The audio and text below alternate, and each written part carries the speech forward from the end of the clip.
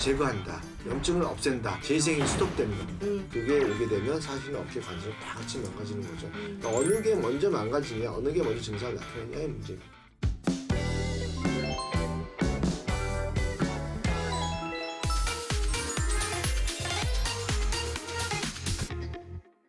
네, 원장님, 저희 오늘 어깨 통증에 네. 대해 얘기 나눠보고 있는데요. 네. 저는 사실 고백할 게 있습니다. 네. 제가 30대 중반입니다만 네. 50견 같다는 진단을 받은 적이 있어요. 아니, 네. 저 50대 이상만 걸리는 질환인 줄 알았는데 네. 아니더라고요. 그렇죠. 네. 50견이라는 얘기는 더 이게 써서는 안 된 말이에요. 이게 무슨 말이냐면 어깨가 아프다는 의미지 그게 네. 어떤 진단과 전혀 관계없어요. 아, 근데 마치 그게 진단인 것처럼 쓰여지고 네. 있는데요. 그거는 어깨가 아프다, 근데 진단은 모른다, 이렇게 얘기하면 됩니다. 어깨가 아픈 건 각각 그 원인이 있고요. 네. 그 다음에 이제 어깨는 뭐 50대만 올 수 있는 건 아니고요. 50대에서 퇴화가 된 것이 폐현되는 경우가 많다는 거일 뿐이고, 젊은 사람도 얼마든지 올 수가 있고요. 네. 특히 운동을 많이 하는 젊은 사람들에게 아주 흔한 질환입니다. 그러면 네. 뭐 50견이다 아니다 이런 네, 거 네, 판단하기보다 네. 어떤 부위에서 통증이 오는지가 중요하겠네요. 아, 그렇습니다. 아까는 어떤 동작에서 통증이 오느냐를 봤는데 이번에는 네. 어떤 부위에서 오느냐가 말씀드리겠습니다. 여기 폐에 보면 크게 세 군데. 네. 그래서 견봉, 견쇄관절, 그 다음에 이두박근, 그 다음에 어깨 힘줄, 아까 말했던 여러 가지 힘줄, 요 세 가지를 표시하고 있습니다. 네. 여기서 보시면 이 관절에서 있는 통증은 바로 이 부위의 통증이 나타납니다. 그러니까 네. 이 부위죠. 그 다음에 요 앞에가 이두박근, 아까 말씀드렸습니다. 이두박근하고 이 안에 있는 연골, 그 다음에 뒤에 관절 주위가 긴장된 거, 이건 한 병으로 연결된 겁니다. 사실은 어떤 게 먼저 나오냐의 문제예요. 네. 그래서 이 경우에 나타나는 게 앞에 전면의 통증이 오고요. 일반적인 어깨의 포획, 이 힘줄의 통증은 외측에 나타납니다. 외측으로. 그래서 이걸 가지고도 어깨가 어느 부위가 어느 병이 있느냐라는 것을 진단을 할 수가 있습니다. 그러면 이제 아까 처음 설명해 주신 네, 그 부분 네, 있잖아요. 네. 쇄골과 어깨가 만나는 끝지점. 네, 네, 이 부분에 이제 이상이 생긴 건 네. 어떻게 알 수 있을까요? 그러니까 아까 말씀드린 칫솔 이렇게 할 때 아프다고 했잖아요. 네, 그래서 이게 이제 뭐냐면은 이 견쇄관절은 요 앞에 관절이에요. 네. 지금 제가 전면으로 보고 있으면 여기에 해당되는 거죠. 네. 그럼 이 관절은 움직일 때 보통의 경우에는 이 어깨를 안쪽으로 반대쪽으로 잡을 정도로 하게 되면 이 관절이 눌리게 됩니다. 이렇게 누르게 돼서 이 관절 부위가 부어 있으면 네. 아프게 되는 거죠. 어. 이게 그래서 이런 동작을 취할 때 아프다는 얘기죠. 그래서 이거는 실질적으로 그냥 자기가 이 관절 부위는 누구나 만질 수가 있어요. 이 관절 부위는 잘 노출이 네. 되거든요. 그래서 자기가 만져보고 여기가 누르는데 왜 이렇게 아프지?라고 하면은 이 관절에 문제가 있는 겁니다. 근데 이 관절에 문제가 있으면 이 관절 자체가 병이 온 거는 아니겠죠. 이 관절 자체는 가만히 놔두면 이런 문제가 안 생기겠죠. 이 관절이 전체가 움직일 때 이 어깨 관절은 전부 다 같이 싱크로나이즈 알죠? 옛날에 네, 수영할 때 네. 그것처럼 서로 유연하게 상호간의 관계를 가져야 되는데 그게 깨지면 얘는 더 움직이고 얘는 덜 움직이고 이런 관계가 되면 그때 관절이 망가지는 거죠. 그래서 사실은 어깨에 이게 디스키네시아라고 하니까 이상 운동이 나타나는데 그게 오게 되면 사실은 어깨 관절은 다 같이 망가지는 거죠. 그러니까 어느 게 먼저 망가지냐, 어느 게 먼저 증상을 나타내냐의 문제입니다. 아, 제가 지금 만졌을 때는 네. 사실 크게 아프진 않은데 네, 네. 선생님께서 다시 한번 체크해 이게 주실까요? 지금 자 이런 자세고요. 이 자세로 이렇게 할 때 아픈 거죠. 이렇게. 오. 네. 그리고 이 관절이죠. 아, 선생님 만져주시니까 네. 상당히 아픈데. 관절이 좀 정확하게 위치를 만지면 관절 두 개 뼈가 만나는 데를 만지면 좀 더 아픈 걸 느낄 수 있을 겁니다. 그럼 만약에 여기 염증이 네, 생겼다 네, 이러면 네. 이유는 뭘까요? 염증이 그러니까 부딪힌가 힘줄이나 네. 뼈들이 부딪히면서 손상되면서 염증이 생기는 건데요. 음. 근데 염증에 대해서 조금 잘 아셔야 돼요. 염증이 생기면 염증을 없애준다라고 하는 거를 잘 아셔야 돼요. 염증을 없애준다라는 거는 안 됩니다. 염증은 스스로 우리 몸에서 조절해야 됩니다. 왜냐하면 염증이 생긴다는 자체는 새롭게 재생을 하는 겁니다.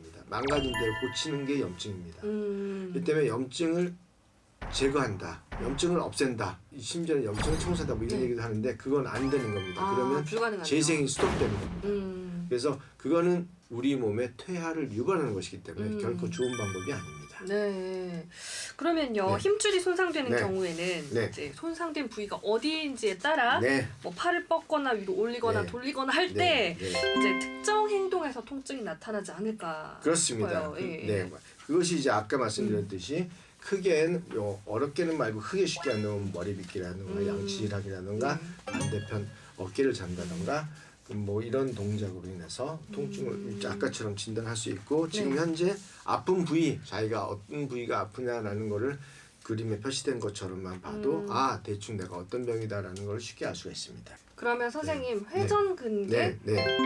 이게 손상이 됐을 네, 때는 네. 뭐 어떻게 되는 건가요? 이제 회전근개라는 게요 어깨를 싸고 있는 근육들입니다. 그래서 앞에 근육, 뒤에 근육, 위에 근육 이런 근육들이 있는데요. 이 회전근개라는 게 어깨가 불안정하게 움직이면 이 힘줄들이 네. 이 회전근개들이 다치겠죠. 그래서 통증이 오는 거죠. 네. 근데 이제 제일 많이 다치는 게 극상근이기 때문에 극상근을 기준으로 보는 거죠. 일단 기준으로 보면 네. 얼만큼 뜯어졌느냐 이게 조금 뜯어졌느냐 회복될 정도냐 아니면 좀 더 많이 뜯어졌느냐 아니면 다 끊어졌느냐 이렇게 나누게 되는 거죠. 네. 그래서 이게 나이별로 처음에는 조금 기스만 나다가 나중엔 손상이 오고 홈이 박히고 그 다음에 그 홈이 더 커져가지고 전부층이 끊어지는 걸로 이렇게 변하게 되는 거가 있습니다. 네. 그래서 처음에는 아무리 뭐 해봤자 20대 30대는 기스만 좀 나지 끊어지는 뭐 손상이 잘 없어요. 네. 근데 한 40세쯤 되면 이게 어느 정도 한 3분의 1 정도 끊어지게 나타나는 거고 한 50, 60이 되면 전부는 아니래도 한 층이 다 전체가 끊어질 수가 있는 겁니다. 그러다가 네. 더 70, 80이 되면 전부 끊어지는 게 이런 식으로 변화를 하는 건데요. 이 네. 끊어지는 것도 바깥이 끊어지는 것도 있고 안에 끊어지는 것도 있습니다. 근데 어쨌든 이것이 어깨 관절이 불안정하면서 뭔가 부딪히면서 끊어지는 게 맞습니다. 그러면 이거야말로 노화와 관련 네. 있는 게 아닌가 싶은데요. 그렇죠. 예. 그러니까 어깨를 잡고 있는 안정, 근육이나 힘줄의 안정, 특히 이제 신경 지배 이런 것들이 약해지면서 어깨는 좀 더 잘 그러니까 아까 말한 싱크로나이즈 하는 느낌이 없어지는 거죠. 네. 서로 각자 놓게 되는 거죠. 그러면서 자꾸 부딪히고 손상되는 게 심해지다가 나이가 들면 들수록 그게 점점 심해져서 50, 60이 되면 심하게 아프고 그게 지나면서 70, 80이 되면 심지어는 끊어져서 그때는 관절염으로 진행이 되죠. 아 그렇군요. 네. 진짜 좀 어르신들 네. 특히 조심해야겠다 그렇습니다. 이런 생각이 네. 듭니다. 네. 자 이번에는 이두박근 얘기를 좀 해볼게요. 네. 저희 이두박근, 상두박근 이런 얘기 많이 들어봤는데 예. 특히 또 야구 선수들이 네. 이쪽에 네. 좀 뭐 통증 있다, 문제 있다 이런 그렇죠. 얘기 기사 많이 봤거든요. 그렇죠. 예. 여기 보시면 이 어깨 보시면 이 어깨에서 이두박근이라고 하는 게 여기 근육입니다. 앞에 있는 근육이에요. 네. 앞에 있는 근육이 이두박근 네. 힘줄인데 예. 여기 보면 이 힘줄이 요게 대롱대롱 이 연골에 연결되어 있습니다. 그래서 이 힘줄이 어떻게 보면 어깨를 매달고 있는 가장 큰 축 중에 하나거든요.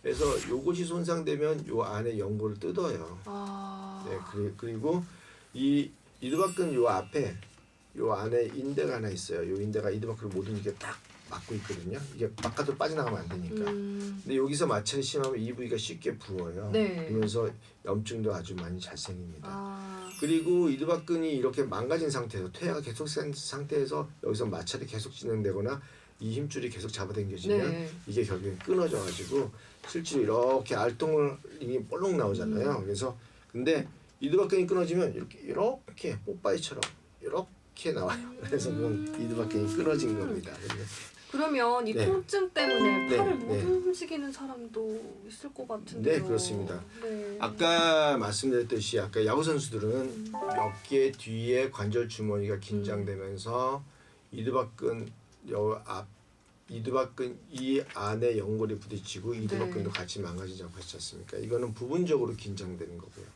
근데 실제로 어깨 싸고 있는 관절 주머니가 다 긴장된 사람들도 있습니다.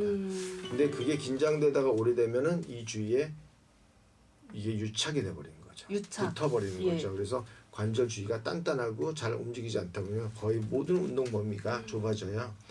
예, 그래서 이 경우를 동결견이라고 합니다. 네. 그래서 그림에서 보면 빨간색으로 변하는 게 어깨 주위가 딱 붙은 겁니다. 그래서 관절이 이렇게 되면 모든 방향에서 운동 범위가 줄어들겠죠. 네. 또 하나의 그림을 보면 네. 관절 뒷주머니만 많이 긴장되면서 올릴 때 지금과 같이 부딪히면서 통증이 오고 빨간색으로 그러면서 이 부위에 연골이 다치고 그 다음에 이두박근에 무리가 가는 거가 있지만 이거는 전체가 굳게 되면 아예 운동 범위 전체가 줄어들게 되는 거죠. 그러면서 이 상황을 동결견이라고 그러고 상당히 아픕니다.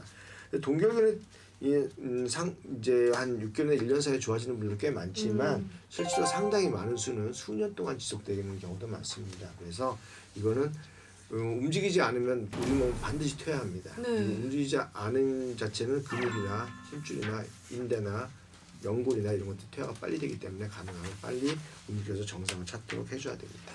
지금 선생님 말씀 들으면서 네, 제가 네. 자꾸 표정이 울상이 되는데요. 네. 그 이유가 제가 왠지 좀 이렇게 네. 유착도 좀 돼 있는 것 같고 네, 네, 네, 걱정이 네. 되거든요. 네, 네. 자가 진단법 같은 게 있을까요? 일단 아까 말씀드린 뒷관절, 음. 포스테리어, 그러니까 뒷관절이 긴장된 경우에는요, 이 안으로 돌리는 거 자체가 제한이 돼요.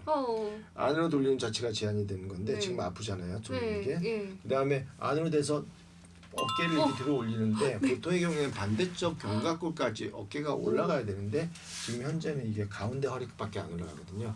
이 얘기는 뭐냐면 뒤쪽에 긴장이 있다는 네. 얘기예요. 진짜 아파요. 예, 이게 근데 이제 동결견 같은 경우에는 네. 이 상태에서 이거는 잘 되잖아요. 네. 이것도 안 돼요. 그다음에 바깥도 안 돼요. 이 두 개가 다 안 되면 이제 동결견이라고 보셔야 됩니다. 네. 지금 현재는 동결견은 아니지만 뒤에 관절은 긴장돼 있고 이 관절 때문에 여기에 포획이 일어나는 거고 요게 그리고 심지어는 요 안에서 연골이 손상됐을 확률도 높은 거죠.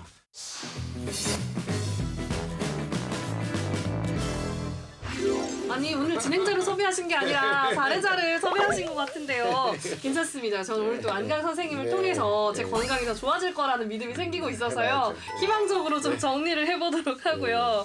자 이렇게 자가 네. 진단법까지 알아봤는데요. 통증의 원인 또 어디서 알 수 있을까요, 선생님? 일단 우리가 이제 아까 말씀드렸듯이 이게 보면 어깨뼈라는 게 이게 하나가 아니잖아요. 근데 이제 통증이 여기에 이제 집약돼서 이제 병이 있는 것처럼 생각을 네. 하지만 실질적으로 세 개의 관절에 다 이것 같이 운동을 해야 되는 겁니다. 네.